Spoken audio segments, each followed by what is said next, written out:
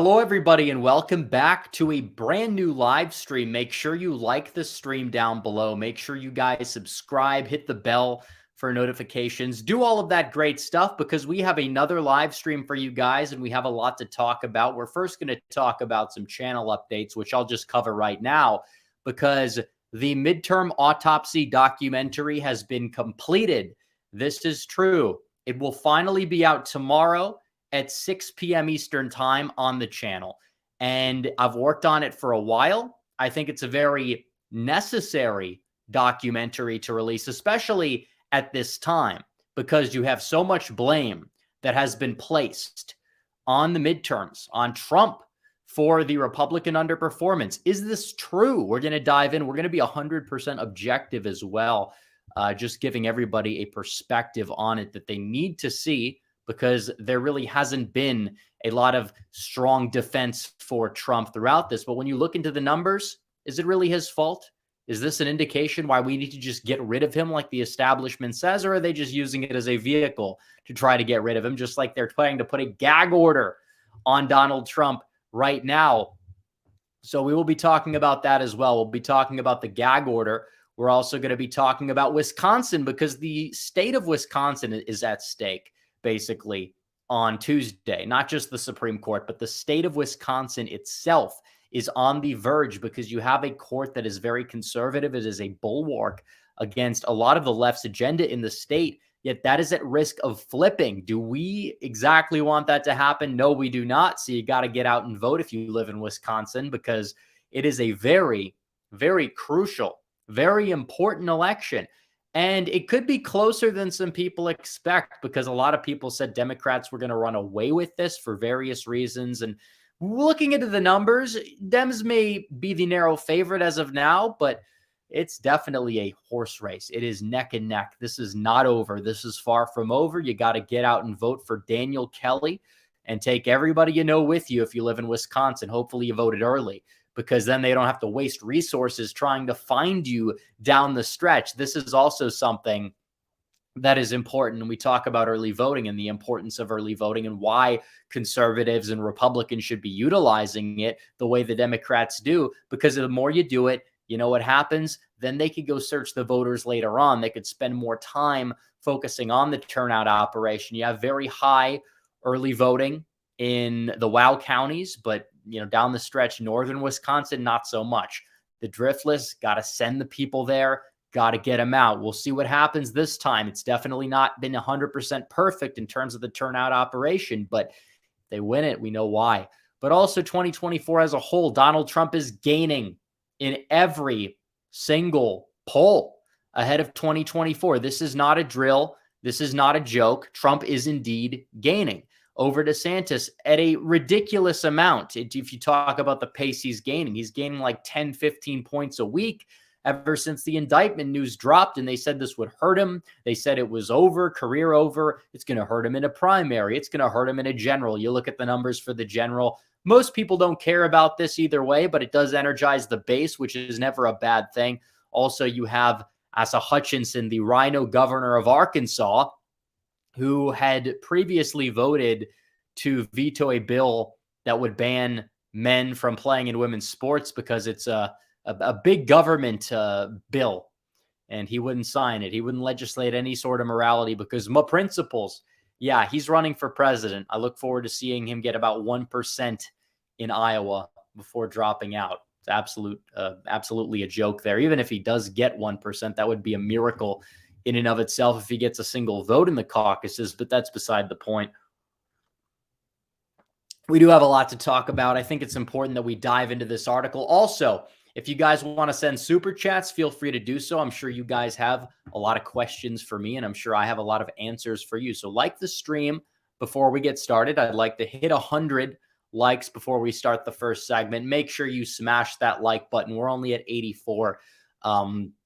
And if you guys have any questions via super chat, feel free to send them in.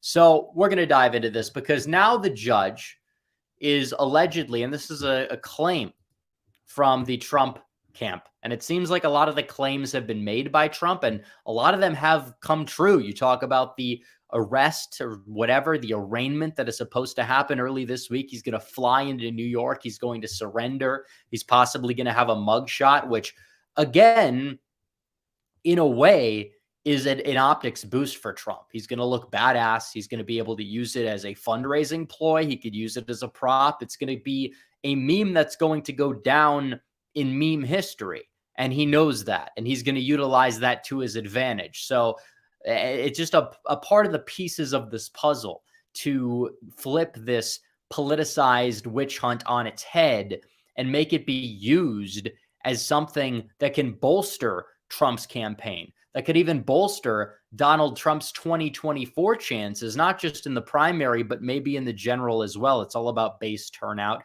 It's about waking people up, because that's how you win elections nowadays. It's not my independence.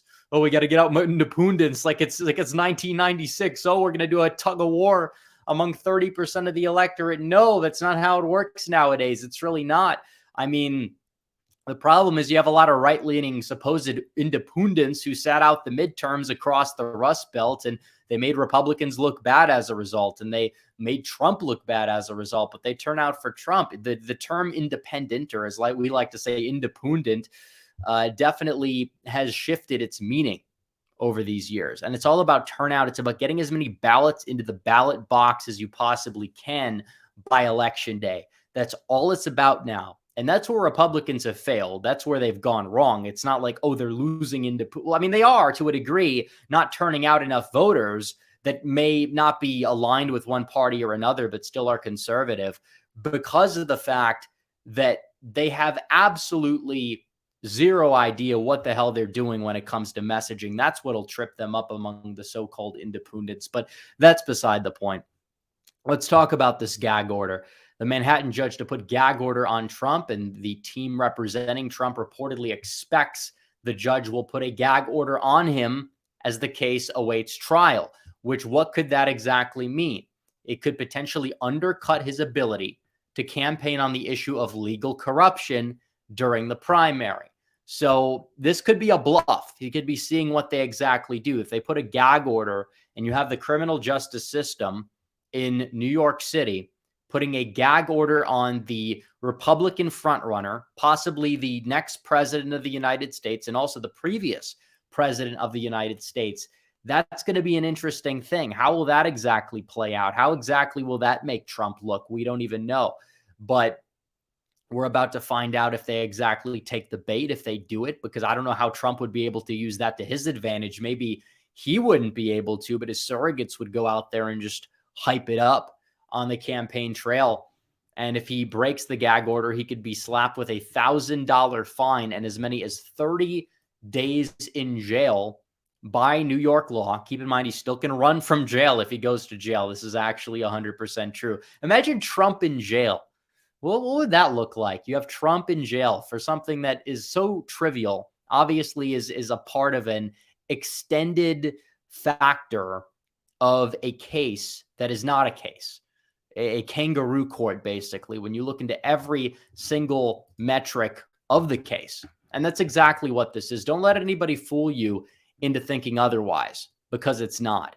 This has already been something that has been brought up in courts before, brought up by the FEC. It's way past the statute of limitations even, but they're still trying to bring it up. They're trying to hit him for something that's already been out of the news for quite some time. Then he goes to jail for talking about it on the campaign trail, trying to restrict his freedom of speech with a potentially unconstitutional gag order as well.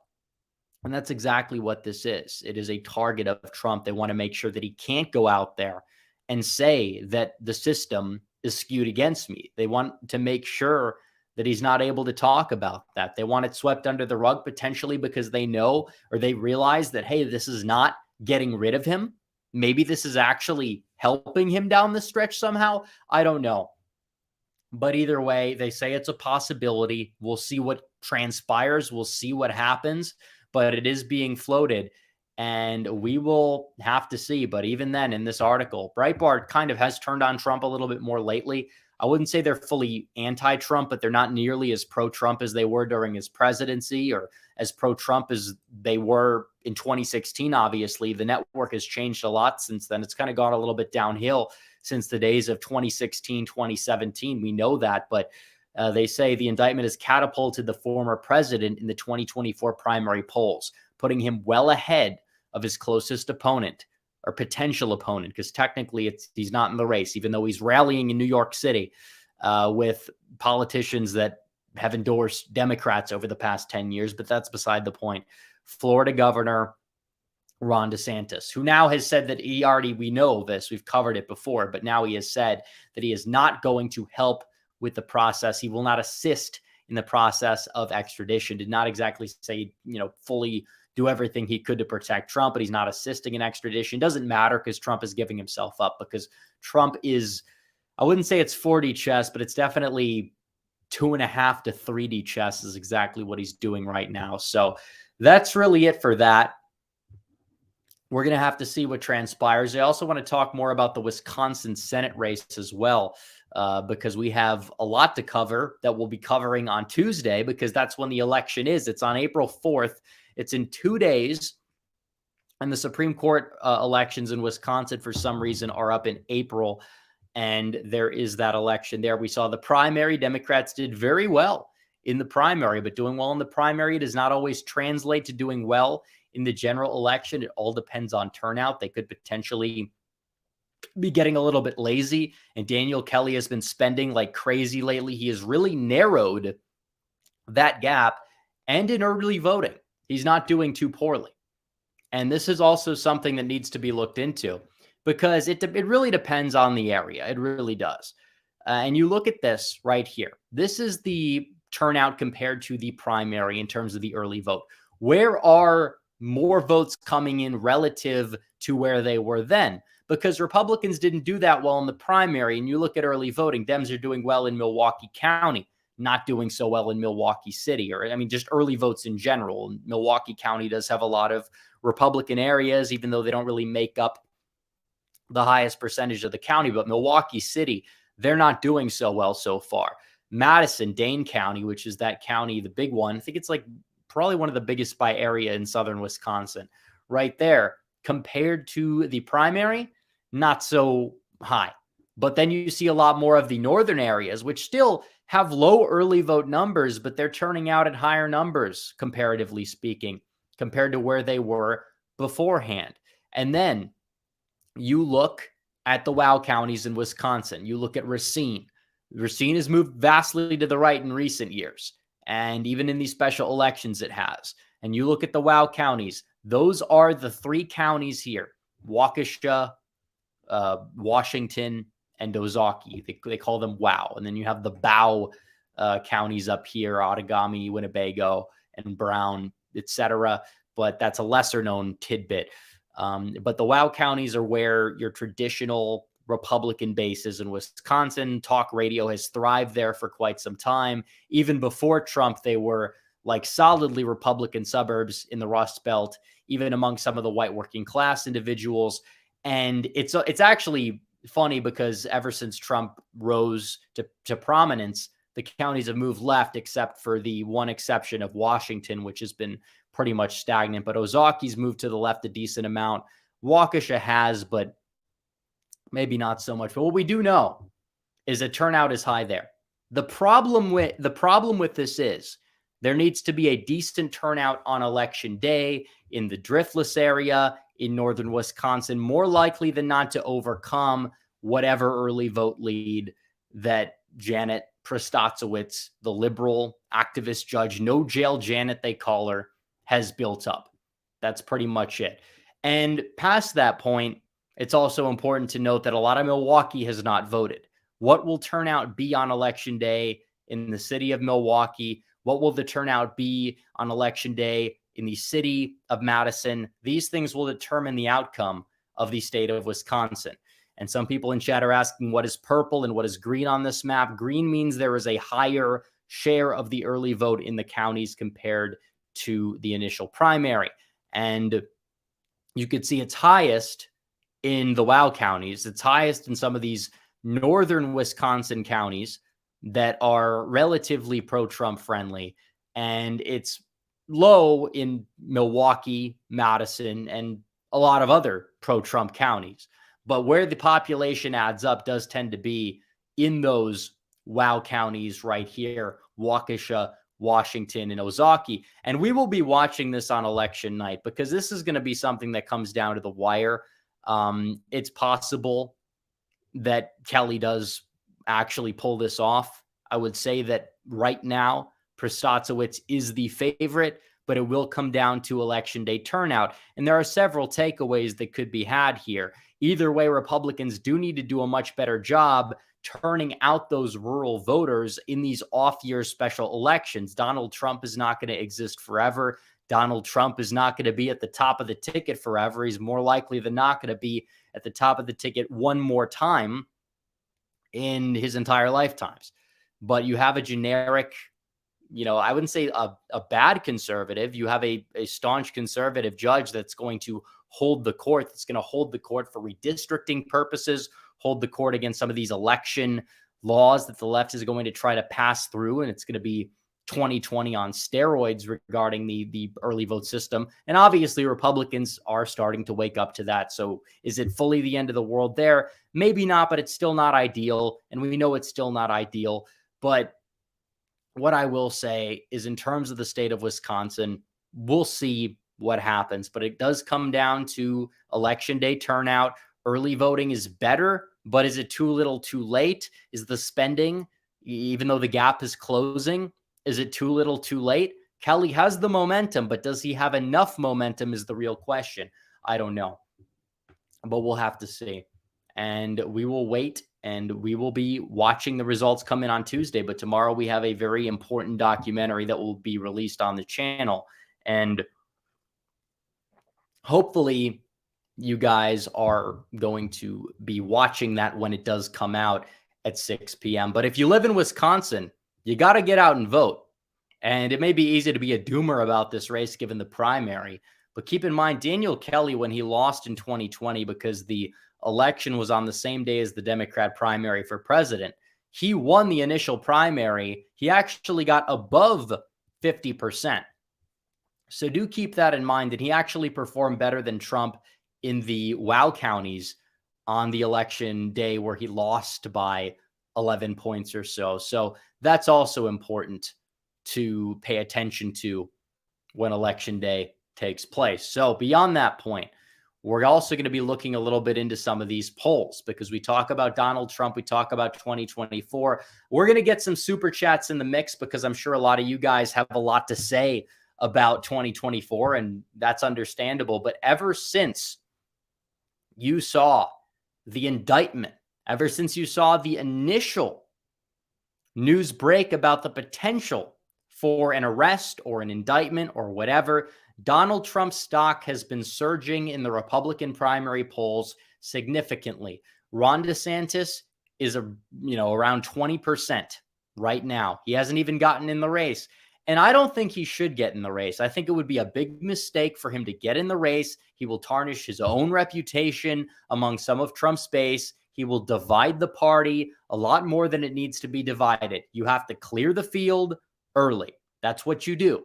If you have a divisive primary that lasts until June, what's going to happen? The party's not going to have enough time to become unified by election day. You're going to have a lot of spiteful people on either side, regardless of whoever wins the primary. So if DeSantis is really going to commit political suicide here for the rest of his career, go up against Trump, who right now is surging in terms of media coverage again, he's surging in terms of popularity on the Republican side, it would be a very, very bad move for him to get in this race. It would be not a good move for him down the stretch. People that like both are still going to be voting for Donald Trump, even if they view DeSantis as a good governor. They're going to say, hey, he should stay in Florida. Why is he running for president? He doesn't really have any business to do so. And in every single poll, we see this. This is a McLaughlin poll, which, again, Trump did hire them as his pollster, but this is not the only poll that is showing this shift. And you look at this poll right here, Yahoo YouGov, which has not really been that friendly of a poll to Trump. In fact, they had DeSantis leading Trump in the primary in early December, which is less than a month after the midterm elections. What happened then? Trump had an 8-point lead by the end of February because the midterms were kind of out of the news cycle. And then they did another poll a few days ago, which I believe was post-indictment. And Donald Trump is leading by 26 percentage points over Ron DeSantis in a head-to-head race. I think if you put other people in there like Nikki Haley, you put Mike Pence, if he decides to run, Pompeo, Hutchinson, whatever, Trump's lead is much higher on DeSantis, and DeSantis is down there around 20%. So already you see this. He's not going to be able to go out there and battle Donald Trump on the debate stage, and he's not going to be able to go out there and win. He's just not going to be. I mean, Trump has been more measured. His policy is basically been spotless that he's released these policy videos, and he spends less time talking about past grievances. He spends less time talking about 2020 or whatever. He's talking about 2024. He's talking about building up that ballot harvesting operation. He's talking about how we can actually reverse the decline in this country. In fact, the policy and some of the rhetoric is probably exactly where it was, if not even better than it was in 2016. The problem that I have is, okay, the energy's not there, but okay, whatever. He's going to be going up against Joe Biden, and he's still more measured and more mentally intact than Joe Biden. And when it comes to somebody like Ron DeSantis, yeah, I don't really see him having this like charismatic capability to even contend with Trump at the age that he's currently in. He's very robotic. He's always reading off of a note card, and let Andrew Gillum walk all over him at the debate back in 2018, barely, got by Charlie Crist in the debate in 2020 or 2022. Obviously, he won both elections. That is true. Debates are not everything. But if you're talking about a Republican primary where you're already behind by 30 points, it would take a massive blunder by Donald Trump, because DeSantis isn't going to go out there and like wreck Trump in front of his fan base. There's just no way. We've kind of seen his audience and his fanboys try on Twitter and fail miserably every single time. What makes you think that DeSantis is going to come up with anything more clever than his paid staff that he probably, has his main advisor, Christina Pushaw, just pay all these people thousands upon thousands of dollars to contract them to be a troll farm for him, basically. And this has been proven. They did articles even in like the Daily Beast about this. And it's pretty much true. And I could tell, given the fact that some of these people say the exact same talking points, they spam them. You can tell they're in the same group chats, whatever. What I will say is that they're not even coming up with things that are changing the narrative. What makes you think DeSantis is going to come up with something that's like the kryptonite for Trump, the dagger in the Trump base, the dagger in the Trump movement? I don't know. I really don't. I can't see it. And right now, you're seeing the midterms, the worst thing politically to happen to Donald Trump, even though it's not entirely his fault. In fact, it's not really even his fault at all, pretty much. But that happened. That blew over pretty quickly. And then this arrest thing is helping him. And then, like, what exactly between now and then, between now and 10 months from now, not even at this point, is going to bring down Donald Trump? I'd like for the people to tell me. I'm sure we have a few DeSantis people in the audience here who might be listening to get another perspective, or they like the election content, the election analysis, whatever. Fine. But tell me what the argument here is in favor of, or I guess you would say in favor of the fact that Donald Trump is going to just implode over the next 10 months, because he hasn't imploded over the past 6 to 10. What is going to exactly make him implode over the next 10, given the fact that he's been more measured, given the fact that he's returning to social media, given the fact that he's getting this free media coverage more so now than he got over the past 2 years? What exactly is going to be the thing that's going to go out there and sink Donald Trump, other than maybe DeSantis's war chest or the donors that funded Bush are going to fund him? But even so, in a Republican primary, is that even going to make a lot of difference? If anything, that could backfire on DeSantis because it just basically confirms Trump's narrative, which is the correct narrative, that a lot of these rhino mega donors are just lining up behind him and they're going to spam the airwaves in support of him. So I don't exactly understand what the thing that would just destroy Trump would be at this point. I just don't see it. I mean, you could talk about the fact that he has a primary challenger who is sort of an effective governor, at least in the eyes of a lot of the base, and the base likes both. Okay, but I just don't see it. I just don't see anything that in and of itself is going to doom Donald Trump. He's been hit with everything. Everybody knows his baggage right now. It's not like anybody particularly is going to be voting based off of that in 2024. And those people that will be are already going to vote Democrat regardless. That's all it comes down to. So we'll see what happens. But I don't see the one thing that is going to doom Donald Trump in the primary. I'm waiting for it. I still don't see it. So we'll be getting into the super chats. We'll be getting into some more stuff. I'm sure you guys will carry the conversation, help it keep going here. We got 588 live viewers in chat. Make sure you guys like the stream down below. Make sure you subscribe if you have not subscribed yet as well. Because now throwing him in jail is helping him. And it's very true. He has a diehard base. And that base is not exactly going anywhere. And it's more evident now than ever that it's not. And that part is true. So super chats here. John Cordisco's Corner says, do you think Trump will ignore a gag order? Well, he'd be hit with a fine every time he does. But given the fact that Trump is Trump and has a decent amount of money, there's a very good chance that he will. Now, keep in mind, they may be able to throw him in jail about that, but I'm not entirely sure what the guidelines behind that would be. We don't really know. It's all speculation. John Waffle H2P says the attorney should be disbarred immediately. What they're doing is unconstitutional. Well, absolutely, but it's New York. It's New York. What exactly do you expect? John Cordisco's Corner says change of venue in Trump trial. Probably not. There wouldn't be a trial anywhere else. And it's even not going to be a trial in New York anyway. So it just is what it is. Texas Legend 1983 says, I don't see how Trump gets a fair trial in New York City. The jury will likely be filled with resist libs. Well, I mean, even so, it's still going to be extremely difficult to effectively prosecute this case. It will be. I mean, you could say they're going to find a jury. It's going to be a rigged trial, whatever.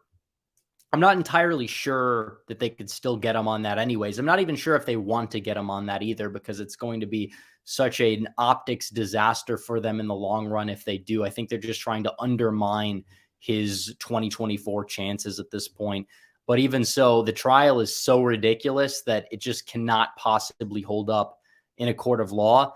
And I know people have made the Chauvin comparisons, but the difference is that a lot of those people were just intimidated by the fact that riots would transpire. If Donald Trump goes to prison, if anything, then you might see it the inverse. And we condemn that, obviously. And obviously there would not be a lot of that. I'm just saying there would be social unrest. There'd be protests, potentially peaceful protests. But still, we know that there will be feds that will try to infiltrate them and cause chaos and cause havoc. And we don't exactly want that to happen. But it is important to understand that there are differences between the Chauvin thing and the Trump thing as well. So Joshua Zaxel says, what is your opinion on Maricopa hiding signature verification? And do you think Lake still has a political future? Well, I don't exactly know the logistics behind why they would hide it. I'm not entirely sure. I haven't fully looked into that case 100%. In terms of Lake's political future, I don't exactly know where her popularity truly stands among the public right now, even within the right, because, you know, she has made her entire political career after the 2022 election about the 2022 election. And some people have not exactly been on board with that, I guess you would say. But either way, it just is what it is. I think that she's probably not going to run for Senate. I don't know what she would do. She really deserved better than whatever hand that she was dealt in 2022. So I don't exactly know what her political future would be, but it is what it is. DJ Aftershock says, got mugged at the bathroom by a black non-binary lesbian until she said that she despises Trump but would light herself on fire to vote for DeSantis. This is how these people think. This is how these people think. They think that if you're going to run somebody who is, I don't know, a little bit more nice, that they're going to be liked by the electorate more, that they're going to win over these independents more. And that's not how it works. Run DeSantis nationwide and see exactly what happens. Oh, he does a little bit better in Metro Atlanta. He does a little bit better in Maricopa County. Okay, well, what about Macomb? What about Wisconsin? What about Pennsylvania? You can't win without the Rust Belt. This guy greenlit TPP. And these things don't get highlighted because he's been governor, because he's been focusing on a lot of these cultural issues. And it has worked wonders for him. He's very good in the public relations department. However, it does not mean that when you get to the national level, there's going to be different issues that are going to be brought up, and your popularity nationwide is not going to remain exactly where it is right now, which again, outside of Florida, it's not plus 20 nationwide. So keep that in mind. Mike Lucas is GOP winning House popular vote in 2022 over or underrated? I don't know. I don't know how you would make it overrated or underrated. I think that the midterms were disappointing. I think it's an interesting tidbit, and we cover that tomorrow in the documentary, but it is what it is. Based Mr. Incredible says, thoughts on a Zelda Senate run? I'm assuming you mean Zeldin. I think that he would lose. He lost the governorship against a horrendous opponent. And that's not to say that Zeldin is not a good candidate per se, or that it's all his fault. New York is just New York. New York is a disaster. And Hochul's a disaster. But even so, this is a state that voted for Biden by, 23, 24 percentage points or so. So it's pretty obvious that if he couldn't win in 2022, he's probably not winning in 2024, even if the state moves right at the national level, which it possibly could. So Mike Lucas is Trump hitting DeSantis on tort reform destroys DeSantis, the populist. Big breaks for insurance companies, less rights for policyholders, no lower premiums. And these are things that are not thought about by the terminally online autists at the electoral side of Twitter, but these are things that matter to voters. Social Security, Medicaid, Medicare, etc. Him voting to cut those entitlement programs is not necessarily going to be a good look for him. And you know Biden is going to just hammer that home 24/7 on the campaign trail. And that's all that matters. And he could say, I'm the status quo guy. He's going to screw this up by coming for your entitlements. That's one of the reasons why Mitt Romney didn't do so well in 2012 among a lot of older voters, many of whom were independents, by the way, because Paul Ryan, his VP, wanted to cut Social Security and reform Medicaid and Medicare and privatize them. And we could argue that, hey, maybe there's some pros and cons to this, but it is a third rail of politics that you just don't touch. And these people are touching it, and it's not helping them out electorally speaking. Look at what happened to Blake Masters. He was even taken out of context a little bit, but that definitely is one of the reasons for his underperformance. Don Bolduc up in New Hampshire, which is like regarded to be the most libertarian state besides like Alaska. Same concept. So it's true.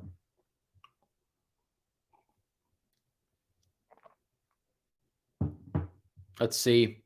John Cordisco's Corner says, so they dropped charges making him look guilty. I'm not entirely sure what you mean by that. So they drop. You're saying like they're dropping the charges on him?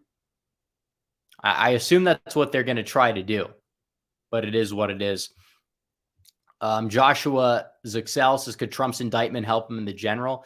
I don't think it's going to hurt him in a general. If anything, it could boost base turnout because even the polls show that 70 something percent of independents, by the way, view this as a political witch hunt trial more so than a serious following of the law.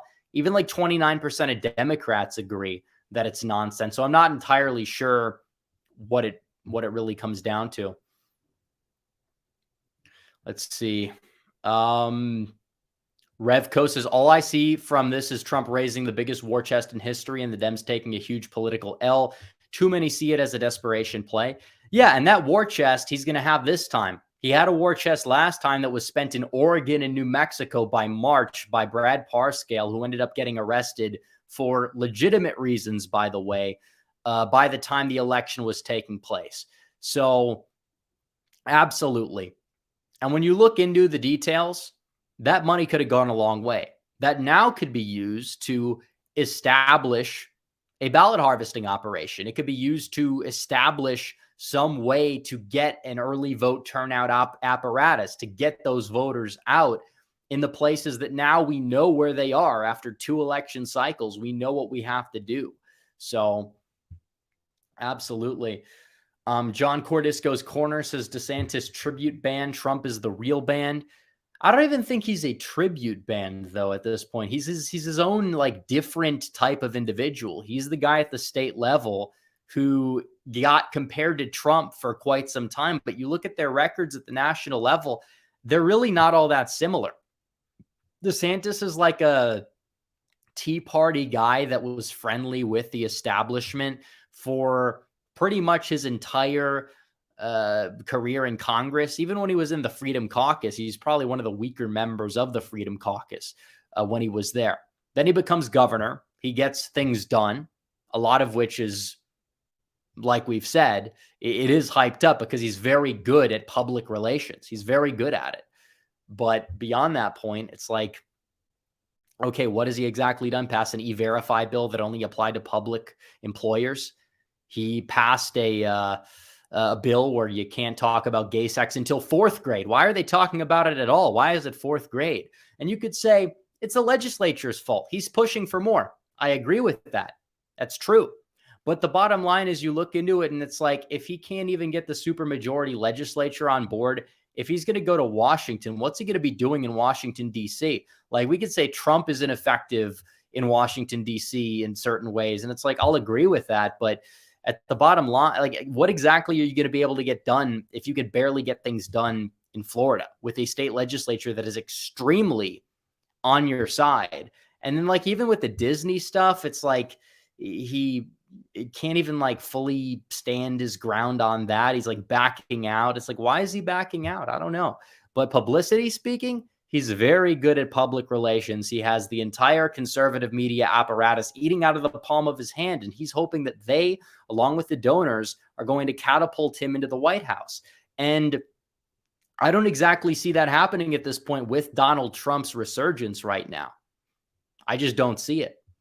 And you look into what they're going to be attacking Trump on in the general, we already saw that. Barely worked in 2020. And we know. But when it comes down to DeSantis, who knows exactly what they're going to do. It's going to be a close election no matter what. I'd rather take the guy that's going to give me the advantage in the states that I need to win in order to retake the White House, not the states that we would like to win. Because you can win without Arizona and you could win without Georgia. You cannot win without Wisconsin. This is true. So, Base Mr. Incredible says, I showed Mel Gibson 21 Jump Street. Unfortunately, it didn't work. Thanks for the super chat. Knight says, I'm sorry, but Walsh is right about you. Who's Walsh? Matt Walsh? Matt Walsh has talked about me before? I don't know who Walsh is. But apparently this Walsh person doesn't like me, and neither does this Knight person. I guess it's so over for me. This guy sent a $2 super chat saying somebody doesn't like me. Okay, whatever. Dolores Freeman, thanks for the 5. John Cordisco's Corner says, no, I mean, the DA drops charges, says not enough evidence. Trump is still guilty, though. He's guilty, but we just can't prove it. Well, it's possible that they do back out because there's just no case. There's absolutely no case, and it would be embarrassing if they kept going into it. But we'll see. K. Ben says, I don't understand what DeSantis actually did to hold Disney accountable. Also, DeSantis choosing last week to file the bill to amend resign to run is cringe. Well, he's going to run. We know that. And typically, you are not allowed to run for president if you are a sitting governor or you're a sitting statewide official in the state of Florida. However, now they're saying you have to not, or they were saying that you had to resign before you would run. But since DeSantis is governor and he still wants to be able to get things done while he's like running for president or whatever, so he's able to boost his political chances on the campaign trail, now he's starting to, amend the law. So he's going to run at this point if he's doing that. Everybody needs to know that. Everybody needs to know that. Mike Lucas says DeSantis is one mildly inappropriate photograph with an Instagram model away from destroying his candidacy. Boy Scout shtick is double-edged. And this is true. People are going to be like, what about Trump? But Trump didn't try to be this clean-cut family man. That's always been a straw man from his opponents, whether on the right or the left. Trump has just always been Trump. He's like his own guy who cares, he cares about saving the country, making America great again. That's his brand right there, whether you agree or not. DeSantis is trying to make his brand about, I'm the clean-cut guy. I'm getting things done in Florida. Check the scoreboard, guys. Look how much I won re-election by, even though my opponent was outspent $90 million. And it's I don't know exactly how the whole thing is going to work. How's this going to hold up when he's going to be hit with false allegations from a woman or a man, as Trump said? And it's true. He's 100% right. What is going to happen when somebody like DeSantis is going to be hit with false allegations? He said false, but from somebody. It's happened to Trump. It's happened to Biden even on the campaign trail. Nobody ever wants to talk about the whole Tara Reade thing. It went out the window ever since the primary ended. But still, and given Biden's track record with being handsy, I'm more inclined to believe that than anything thrown at Trump or DeSantis. But what I will say is this is a new era in politics. You are going to be hit with these false allegations. How are you going to respond to them? Trump is somebody who has been effective at responding to things because he stands up for himself. Some may say it's divisive, but DeSantis, on the other hand, I don't know. I just feel like he won't respond in an effective manner that's going to help him. I don't think he has the stamina. I never really saw him as that guy that did. I never really did. And it's true. Just because you're doing things as governor, just because you've, helped mold Florida a little bit culturally into becoming this, symbol of American freedom, or the Republican California, which is basically what it is, for better or worse.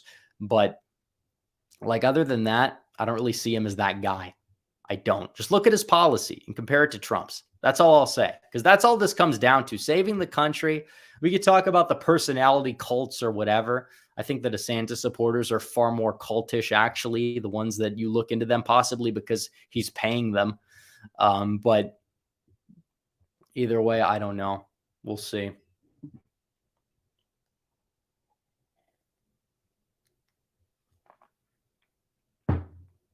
All right. Any more chat messages? We'll look in the chat messages. We'll go for another 20 minutes or so. But make sure you guys like the stream down below as well. Make sure you guys subscribe if you have not yet subscribed, and make sure you guys hit the bell for notifications so you never miss another stream. But it's true. And this whole debate will continue. It will go on for months and months on end. And some people don't like the debate. Some people don't like it. And that's understandable. People don't like this division. But it's going to happen regardless. And it's probably better that we see Trump enter the fight, and get the nomination instantly, instead of having this thing dragged out for so long. Because we don't want it dragged out for so long. It's 100% true. So, all right, super chats. I don't think I missed a super chat. No, I don't think we did. Okay. But no, we'll get to the regular chat as well. If you guys still want to send super chats, you can, but we'll also check on the regular chats. So, Yeah, we know. This guy says, do you think Mark Robinson will win the North Carolina governor's race? Actually, I do. I think he'll get the nomination, and he is fairly skilled as a politician. More so than not, I will say. And a lot of people will compare him to Doug Mastriano because they both are like controversial or whatever, but they're not even like in the same league. Robinson won statewide office already by more than Donald Trump won it by back in 2020 on the same ticket. And it is possible that he may not do as well in the governor's race, or he might lag behind because North Carolina likes to split tickets. But still, he's the type of guy that can go out there and talk in front of the church crowd and say, a number two agendas. And he's also the type of guy that could go and talk about issues that actually matter. He doesn't overdo the 2020 stuff either, but he's still very strong regarding like election integrity and things like that. He all around is a pretty solid candidate, especially for North Carolina. And he really has a unique coalition as well.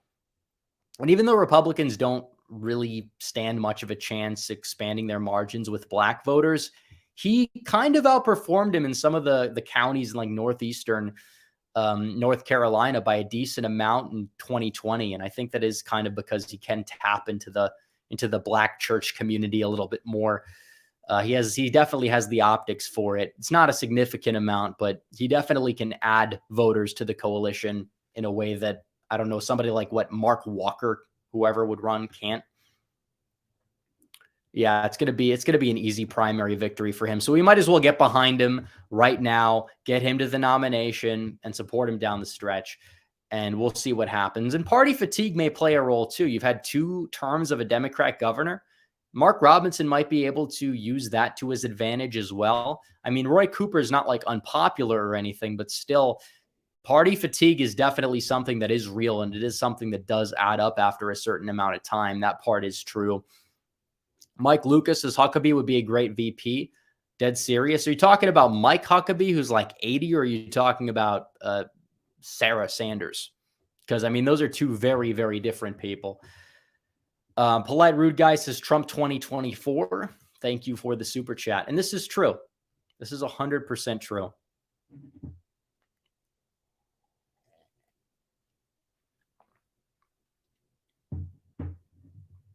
All right. What else is going on in chat? What else is going on? This guy says an indicted ham sandwich is better than DeSantis, who is better than Pence. And this is something that is true to a lot of people. If you have somebody that is targeted by the broken political system, it is a bonus to them, regardless of whoever it is. This is why people like somebody like George Santos, for example. George Santos is not really that good on the issues. I mean, he actually has been good in Congress, believe it or not. His voting record is pretty solid in Congress.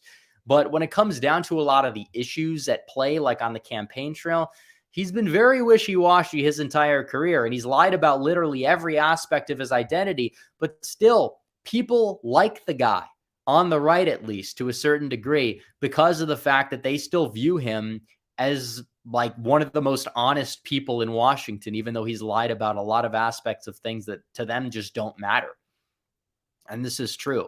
You have a lot of people who don't care about these so-called scandals or whatever, so long as the people are being targeted by the broken political system. And you need that populist energy back. I know you look at what happened in Finland. The National Populist Party today racked up some decent electoral wins up there. We'll have to see what happens in our country next year. I don't think these things always carry over identically. You have some countries where the right-wing populist candidates are doing well. In some places you have communists winning, but still it'll be interesting to see. Mike Lucas says Mike Huckabee, he's 60. Oh, he's only 67. Ran on fair tax into some populist cred.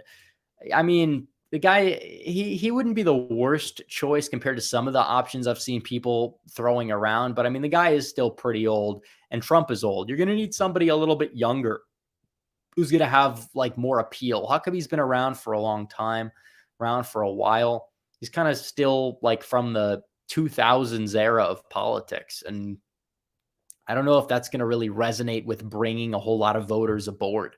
I just really don't, especially at a time where Republicans are really struggling with these younger voters or turning out younger conservative, Zoomers, millennials, et cetera, because they are out there and they do exist. They're just not giving them a reason to turn out for them. Like, you still have that anti-woke sentiment, even in the younger generations, depending on who you're exactly talking to or where you're looking within that generation. But are a lot of these people voting? Are they voting for conservatives? Are Republicans giving them a reason to turn out and vote for whatever boomer they're going to put at the top of the ticket that talks about tax cuts 24/7? No, they're not giving them a reason. So what can I say? All right. Living Maze says, is there anything DeSantis can do to win you over?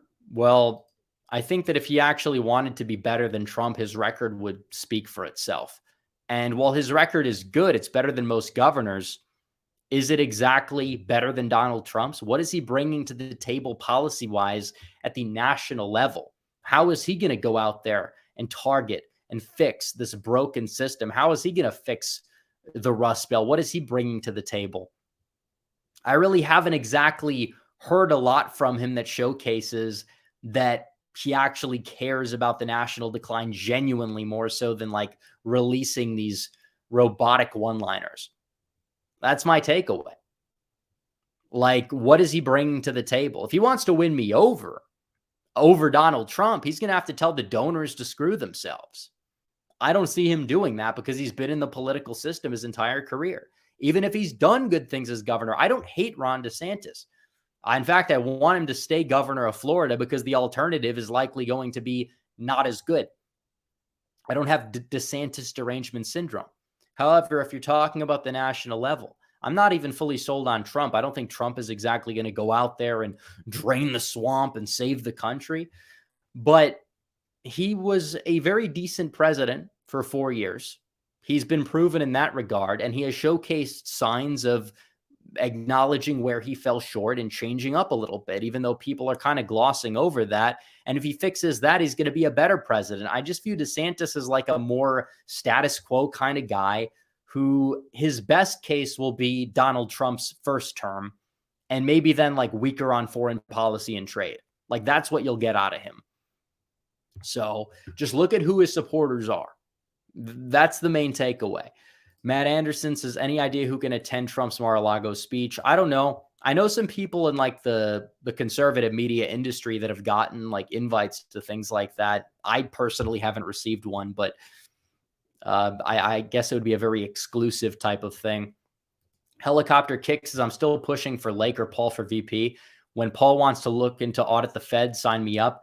I mean, Paul is an interesting individual because he's good on some things like that, like, knowing who exactly is going to be a dangerous member of the deep state. Like, you look at these confirmations for people like Comey, it's like 99-1, and the one is Paul because he knows. But when you look at like crime and these other issues, he's fairly weak on that.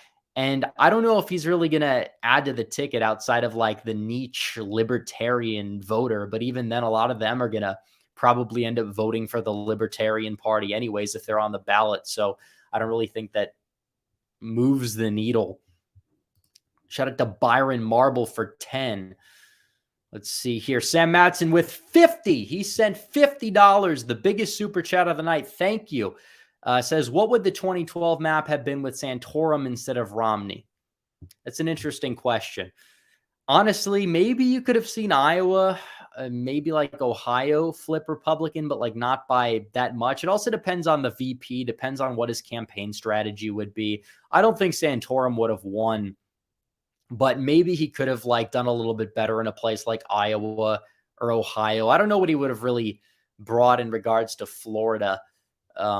Florida probably was going to go to Obama narrowly regardless, but it's an interesting question. I don't think he would have picked off a state like Virginia. Maybe you could have said Iowa and Ohio. Again, he's kind of like from the Rust Belt because he's from Pennsylvania, but he wasn't really like a national populist type of figure like Trump was. So it's an interesting question, but thanks for the 50. Polite Rude Guy says DeSantis approved forced vaxes and lockdowns. And this is also true to an extent. He did lock down. He was one of the first to reopen, but he wasn't the first to reopen. That would be like Brian Kemp or somebody like that. And by that logic, why isn't Brian Kemp the running for president if you want somebody who's going to stand up to Fauci? I mean, they're pretty much the same type of Republican in a way. I think DeSantis is probably better than Kemp on some issues, but not by like a significant amount. The only difference is he didn't piss off Trump until recently. Mike Lucas is, do we definitively know DeSantis' position on TPP back in the congressional days? He voted to green light it. That's what he did. He voted to green light it.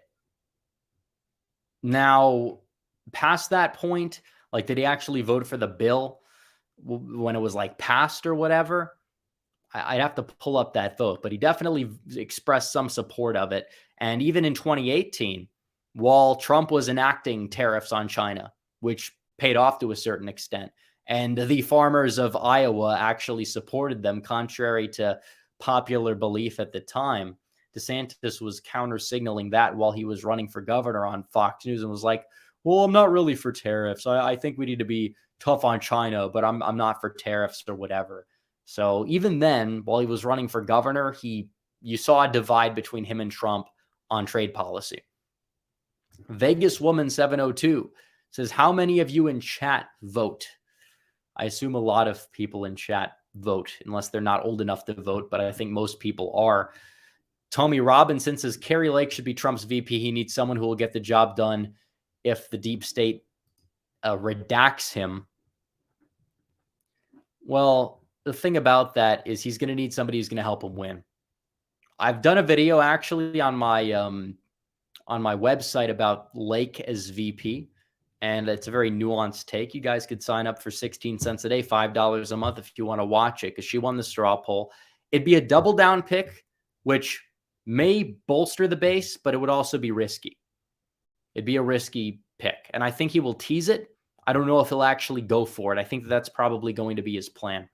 But she definitely is somebody who is very rhetorically talented, would do very well in a debate. But at the same time, she does burn, from what I understand, she burns a lot of bridges.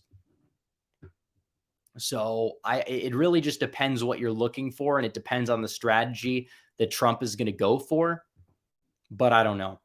Polite Rude Guy says, Kemp is a traitor to America, unwilling to stand against the Fulton County Marxists who can't. Well, Kemp was not the main problem was Raffensperger more so than Kemp. What is Kemp exactly going to do? He's not fully in charge of overseeing that process.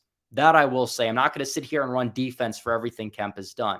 He only passed a lot of solid legislation because of the fact that he had a primary challenge, which he was able to win by a lot because he passed those bills and because he had Democrats cross over for him. That's step one. Step two, he's incentivized a lot of Marxist, as you said, industry to enter Fulton County to move the state to the left.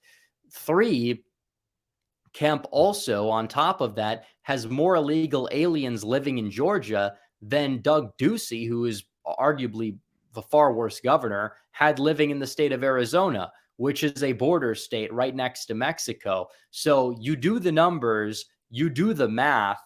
Kemp is not that great, but I will say a lot of the 2020 stuff and the law changes, a lot of that could be put on Raffensperger, who signed off on it more so than Kemp. I will say that much. And it's true. Stephen Kanizik says DeSantis waiting until the Democrats indict Trump doesn't make him look good. And if he is going to win, as the polls claim, he should have thrown his hat in the ring by now. If anything, he'll be replaced by the lieutenant governor, who's really not that great, by the way. I mean, she's basically Cuban Nikki Haley, from what I understand, reading into her record. But yeah, exactly. DeSantis just waiting is really from the fact that he wants to get more things done during his legislative session, so he'll be able to bolster that on the campaign trail. But either way, I personally only see the people voting for him nationwide are the people who just think that Trump is uneluctable. And I'm not entirely sure what makes Trump more uneluctable now than made him uneluctable in 2020. That's the real question. If Dems are going to spend their entire campaign focusing on Ma 16 or whatever, they're going to lose. That's not a winning strategy for them. The winning strategy for them is just to manage to get as many ballots from people early as much as they possibly can. And Republicans adopting that strategy as a means to win is going to help them kind of become even. If Trump did that in rural Wisconsin in 2020, turnout would have been much higher, but you didn't see that. And I guess there you can blame Trump a little bit, but a lot of Republicans at the same time were focusing their energy on attacking it. Even in 2018, they were attacking ballot harvesting. Trump wasn't going out there attacking it at the time in California. Republicans in California, even establishment Republicans, were not utilizing it to their advantage. They did in 2020, and they flipped seats Republican that haven't voted Republican, or they haven't flipped a seat Republican in that state since the 1990s, but they did it there. Let's see. Mike Luca says Lake is a gimmick, good on foreign policy. That's about it. Otherwise, just good on TV. Well, I think the thing with Lake is that she's very rhetorically talented. That part is true. You talk about having that background in media, knowing how to deal with the media. That would be the biggest asset she'd bring to the ticket. Now, in terms of her policy in and of itself, her immigration policy was good. Wish she focused on the campaign trail a little bit more on her actual policy and Hobbs's record than just calling Katie Hobbs a racist 35,000 times, because we know that really didn't move the needle. Because voters aren't voting on some obscure court case from the early 2000s. I will say that much. It was a waste of resources, but is what it is. Knight says Nunez is nothing like Haley. Well, they're both extremely generic Republicans from the Sun Belt. I don't see what exactly makes Nunez spectacular or special. Her background is very similar.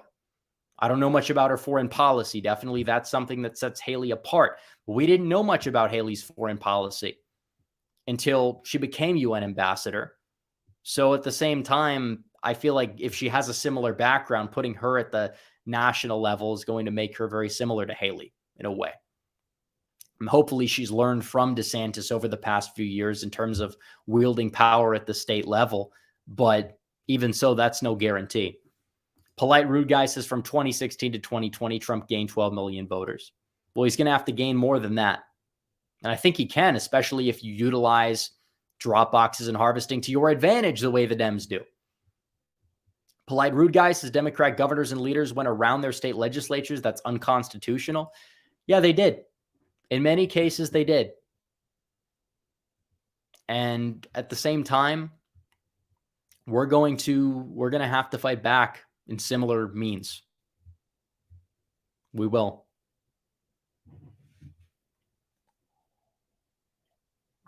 And it's like, this is the battle of politics. One side is bending the rules to their advantage. The other side is saying, no, we have principles. You can't do that. But then they're unwilling to do it themselves because of the fact that they don't have principles, but they're letting the other side that objectively abandons all principle win every time because they're unwilling to bend the rules. Doesn't exactly make sense. Bend. Keyword is bend, not even break. Because it's very slowly. It's incrementalism. That's all it is.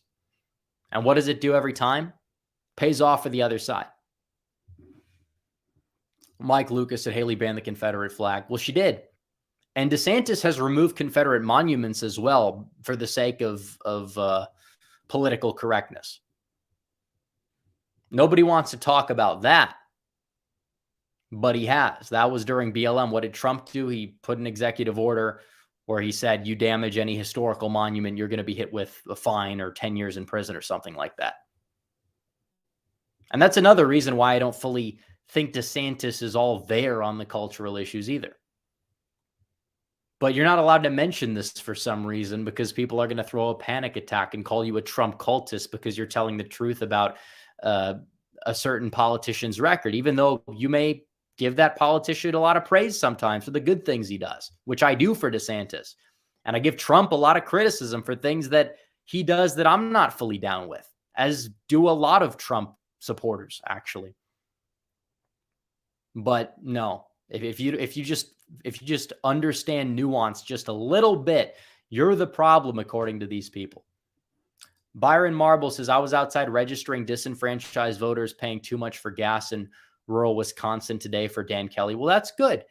And whatever happened to the gas station strategy, I feel like we were doing that early on in 2022, and we kind of abandoned it when Biden just decided to go out there and just deplete our emergency oil reserves for more House seats in the midterms.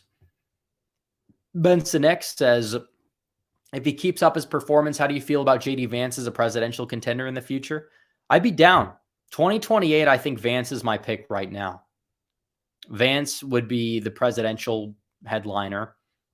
I don't know who the VP would be, but Vance would be a very strong contender so long as he can continue to develop his political acumen. I mean, charisma level, I wouldn't say he's like 100% there, but he's more there now than he was before. And hopefully he continues to fight for Ohio in the Senate. And I think he would be formidable at the national level.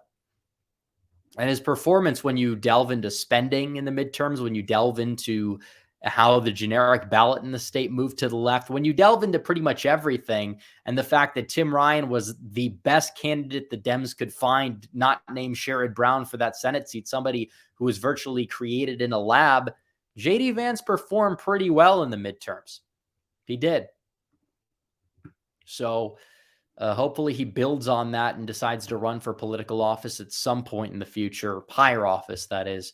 Polite Rude Guy says, controlled opposition, they are satanic driven.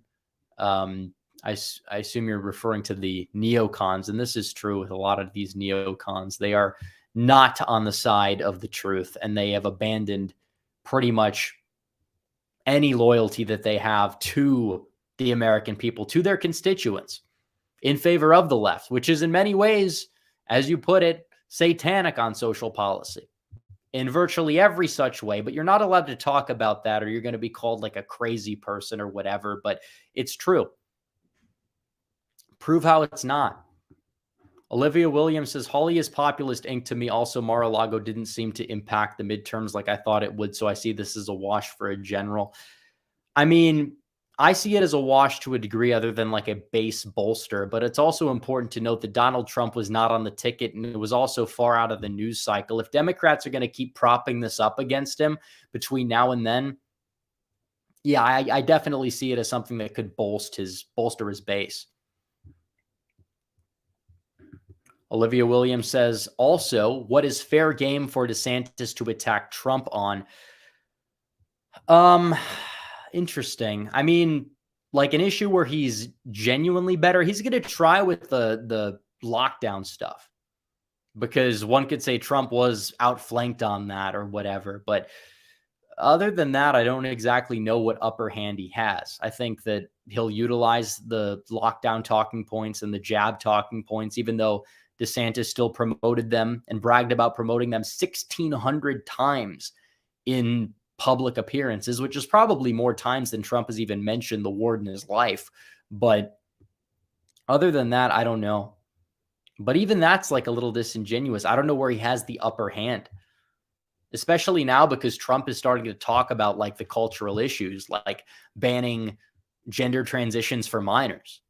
Like that would be nowhere to be found in Trump 2020, nowhere to be found in Trump 2016. And maybe you could say DeSantis kind of help move him in that direction by talking about other issues that resonated with people. I mean, yeah, we could give him that, but still. Polite Rude Guy says Trump came out to open the economy before Ron establishment.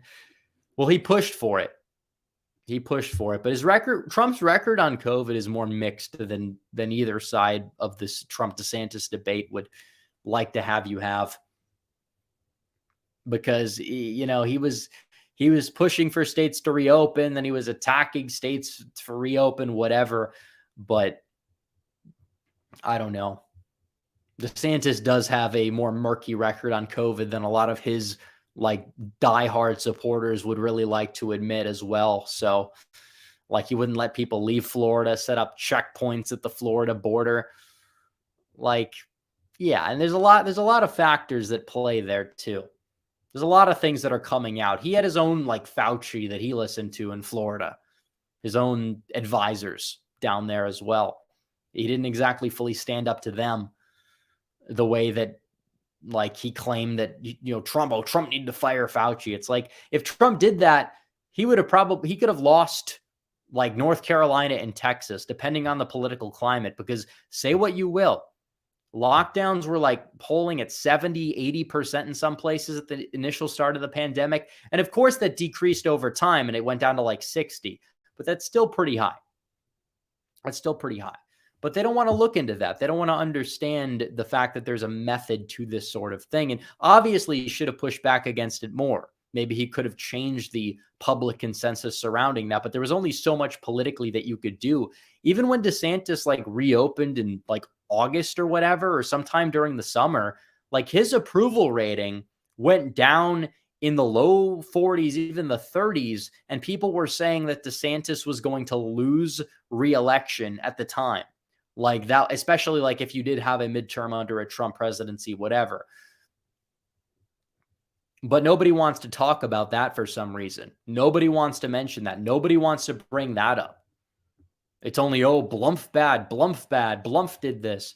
And it's like, yeah, I know. I'm not a fan of everything Trump did, but you look at every single thing DeSantis did. Oh, wait, he did the same thing? Oh, wait, he did something that was even more egregious? Well, what makes him better than Trump? You're trying to convince me that we have to replace Trump as the leader of the party with somebody better. Okay, well, you can't prove how DeSantis is better than Trump, especially when he is such a wild card at the national level and even at the state level is arguably not as good of a governor as Donald Trump was president. And that goes without saying, considering all of the flaws and negative things that happened to Trump during his presidency. Mike Lucas says DeSantis is to the Republicans what the extreme alphabet soup candidates are to the Dems. DeSantis is the gimmicky culture war. Trump is economic populism. Well, I think gimmicky is kind of right about the gimmicky stuff. A lot of it is gimmicky. That's not to say that certain aspects of Trump's campaign aren't gimmicky. I mean, gimmicky can be good even at times. I think DeSantis has done some good things in Florida regarding cultural issues. I don't think he's like ideal or like this strong leader who's cracking down on all the woke libs or whatever. It's like he is to an extent pushing back at times and is very good with the publicity and has created a brand for himself where he pushes back, which has caused more conservatives to be attracted to Florida and has caused Florida to become more culturally conservative. That's good. That's a net positive, especially for Florida. It doesn't necessarily mean you're going to be able to go out there and govern effectively nationwide and go out there and target this broken political system who so badly wants you to become president, by the way, or wants you to at least at a very minimum become the Republican nominee. At least on the right, they say that. And in terms of Trump's economic populism, I'm going to be watching to see what else Trump proposes with his policy videos, because what he proposed on trade so far is extremely solid. And we'll see about healthcare. And that's the other thing. Where's the healthcare plan? Like, this goes for the Republicans as a whole, but it's like Trump says 2 weeks, the healthcare plan, 2 weeks, it doesn't come out. I want to see the healthcare plan. We're still waiting. We're still waiting. Let's see. Polite Rude Guy says they were literally trying to launch the New World Order. Trump stood against that. Well, I mean, Trump let a lot of bad things happen as well. I'm not exactly gonna let him off the hook for that. But what I will say is when he's a political outsider and you're going up against this political system that is, getting pushed back against you at every single opportunity, given everything that he knew, what exactly could have been done differently, could have been done better. He knows that now more than he knew then. Like, that's kind of a talking point he could use to his advantage as well among the base. PK says, why do northern rurals not turn out? Southern ones do. Are you talking about Wisconsin? Oh, you mean like, okay. So I assume you mean like nationwide, because there's a reason why the voter in Alabama who lives in the middle of nowhere is going to turn out more than the voter who lives in Wisconsin. in the middle of nowhere. Those voters in Alabama have been culturally right-wing and have been also like economically to an extent right-wing and even more hawkish than the northern counterparts too for the longest time. And the establishment Republicans have held a lot of power in those states, and they know how to get those voters out. And voting is kind of, and political participation as a whole is greater in those areas. When it comes to Wisconsin, where you have these disaffected voters, a lot of them 20, 30 years ago were voting straight ticket Democrat. It gets a little bit different. And they don't really like the Republicans either because they don't speak to them economically necessarily. They don't speak to their needs regarding cultural issues, even in many cases. So they need that X factor candidate to turn them out. And when Trump's not on the ticket, they usually don't get that. And it's true. And a lot of the midterm candidates that ran in those places in the midterms didn't really fit the bill. They were generic, or they were lazy, or they were just vastly outspent. Let's see here. Surfing Cowboy says chat's delusional. Trump pardoned rappers instead of supporters. Didn't prosecute Clinton and had dumb things like the Platinum Plan. He's not some hero. And all these things are actually valid criticisms. And I've actually addressed every single one of them over the past couple of years. The good thing about the Platinum Plan is he's not pandering anymore. He's not. I don't care that he pardoned rappers. You have some people saying you should have pardoned the 1-6 people instead. That would have been political suicide. They would have impeached him for sure. No question. They would have had enough merit to do so after that. But he most certainly should have gone after Clinton. I understand initially saying, we're going to be nice, whatever, like the second he won the presidential election. But when you find out that the Clinton campaign put out this insurance policy document to undermine your presidency at every turn about this Russia stuff, yeah, they should have been put in jail at that point. They should have been put in jail regardless. But I'm saying from his standpoint, should have gone after them effectively after that. And Sessions as an AG, not good.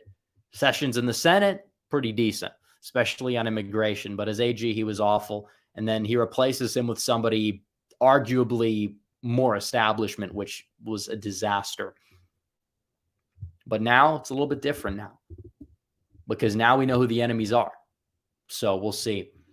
Tommy Robinson says Republicans will lose the House if McCarthy doesn't release the footage to the J6 footage to the public. Well, he released a lot of the footage already. I think he's released enough for the people to fully understand what took place that day. And you had a lot of people that were informants who are causing havoc and encouraging other people to cause havoc. And that's all but been proven. And then you have the supposed evil Viking man just roaming around the Capitol. But it turns out that, he's just walking and the cops are just letting him walk and doing whatever. And he's not being a threat. They're not trying to track him down. How could you even call that trespass? I mean, he's right with the cops. I don't know. John Waffle says Trump is better on foreign policy than DeSantis. Yeah, I think that Donald Trump is just, he brings his personality to the table when it comes to dealing with these other countries.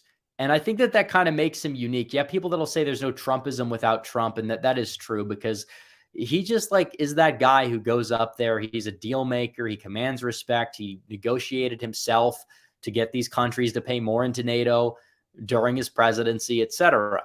Right? For example, can DeSantis exactly do that? Does he have the same personality to go out there and negotiate with these people? From what I've seen, he really doesn't.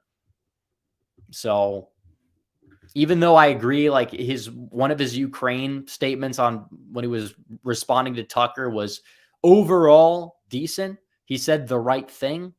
He'll go on Piers Morgan and he'll say completely the opposite of what he said.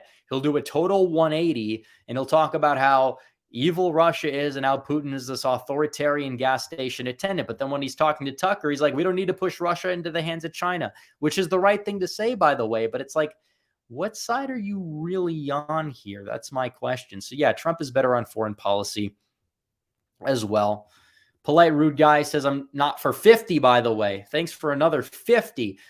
I'm not going to pay for someone else's health care because the government needs to promote healthy lifestyles. We should ban cigarettes and alcohol in America, then overturn gay marriage to drastically change culture nationwide. Well, you're not going to be able to effectively ban alcohol. That's going to cause that in and of itself is going to make the BLM riots look like, I don't know, just like a friendly fight between kids at recess. But in terms of the healthcare issue, I think that it doesn't have to be this, oh, we have universal healthcare, but it also doesn't have to be whatever we're doing now, because you have to have some sort of plan that actually works, that is going to generate some sort of popularity in order to win an election. What is our plan? What is our answer? It doesn't have to be free healthcare, but it doesn't have to be whatever we're doing right now. And the government does need to do more to promote healthy lifestyles, and the culture does as well. I'm sick and tired of seeing these ads. Every other ad, there's some like 300-pound land whale in it. You know, they're trying to do everything that they possibly can do to normalize like looking like an unhealthy slob that just eats McDonald's all day. I wonder if that's possibly because they're just trying to increase the profit margins of these fast food companies. I don't know, but the government does need to do more. I think like restricting seed oils would be a very solid thing to do, or at least incentivizing some of these like restaurant chains to use, I don't know, maybe coconut oil instead or something more healthy. You know, even back in the day, McDonald's used to cook with beef tallow. Taco Bell used coconut oil until like the 1980s, 1990s. I mean, we could do a lot to change things, but this normalization of obesity is not normal. You're going out there, you are killing people because you are too afraid to hurt people's feelings. You are killing them. This is not a joke, but thanks for the 50. Surfing Cowboy says, who cares if pardoning J6ers was political suicide? The whole point of Trump was that he wasn't a politician. Patriots matter more than politics. Well, you don't understand when I say political suicide. I'm not talking about ahead of an election. I'm saying that if he did that, he would have been impeached and not would have been able to run again. He would have gone down as some political martyr or whatever. I mean, that's what it comes down to. At the time, there was also so much that we just didn't know either. So the whole point is he's not a politician, true, but you're going to get him out of politics altogether to save, I don't know, 100 people from serving an extra couple years in jail or whatever. Like, I just don't see the logic there. Mitchell Ryan says, how could Trump campaign if they put him in prison? I don't think he's going to prison, but technically, legally, he could campaign from prison and govern behind bars. Many legal scholars have actually signed on to the agreement of that, which is crazy to think about. Crazy to think about. Let's see what chat's saying. Rep has to play mental gymnastics saying the Lincoln Project's only attacking DeSantis to make. I never said that. The Lincoln Project attacked Susan Collins. The Lincoln Project is insane. They just cause chaos, and they're filled with a bunch of perverted individuals who are all neocons and just bitter at Trump. I don't even know if they like Mitt Romney at this point. Like, I don't exactly know what their stance is. They're basically just Democrat operatives. Nobody likes them. Of course, they're attacking DeSantis. They'll attack DeSantis. They'll attack Haley. They'll attack Susan Collins. Will they attack Lisa Murkowski? I don't know, probably. And she's basically a Democrat at this point who masquerades with an our next door name for electoral reasons. But yeah, I don't know if that's really relevant to this case here. The Lincoln Project are a group that was founded long after the 2016 primary, and a lot of the bad actors back then are lining up behind DeSantis. So I don't know. Just do the math. All right, guys, this will be a last call for Super Chats, and then we'll end the stream in about 2 minutes. It's been a great stream. It's gone on longer than I initially anticipated that it would. But again, last call for Super Chats. If you guys have anything else to say, now's your time. But this is the last call. Make sure you guys like the stream, subscribe, hit the bell, and join the website. The link is in the pinned comment. You get exclusive videos, 1 to 2 per week, and you can join the Discord server. And I think we will have some call-in streams in the near future. I really do. So do keep that in mind as well. Polite Rude Guy says Lincoln Project equals drag show all ages supporters. Yeah, there's a lot of those too. A lot of those taking place. Republican leaders not doing enough to crack down on them. But that's true. Let's see. Join locals. I've thought of it. I don't know. PK says we need to stop LGBTQ, the alphabet mafia, he says. Thanks for the super chat. Biden's going to prison. Yeah, no, that's not going to happen. It's not going to happen. If Hunter Biden's not in prison, what makes you think Joe Biden is going to go to prison? It's not going to happen. Lincoln Project was a psyop. True.